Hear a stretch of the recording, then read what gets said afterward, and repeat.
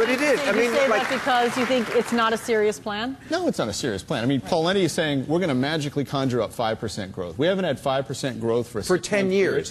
Right. This idea that when you cut taxes on the super rich, somehow it creates jobs. We know this doesn't work. This is a fantasy that would work maybe if we didn't have a global economy. But when you cut taxes on the rich, first of all, they just buy shit for themselves.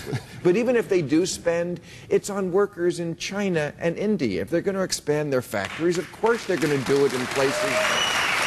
Well, they're also pretending, the Republicans are also pretending that business needs to be unfettered. They're pretending that business is being strangled right now. Yeah. And so they want to deregulate even further. But I think it's not just the Republican Party. It's the mantra of the lobbyists and people like Grover Norquist who have huge concerns with big business to make sure they don't have to pay their taxes. And also, they say it because it sounds good to non-critical thinkers. Like if you say we're going to cut your taxes, it sounds good to the average constituent who doesn't think about what the ramifications of that are. And the third thing is that orthodoxy of starving government down to its very basic functions just to serve corporate interests and the military, and make sure that you defund every social program, again, that is for social justice and that liberals and progressives Which care worked. about. I mean, Bush basically doubled the debt. It was $5.6 trillion. Now it's $10 trillion. I mean, what you sort of have is that you have a philosophy on one side on the right, but you don't have anyone who's willing to stand up and articulate the reasons why government makes a difference or why we need it,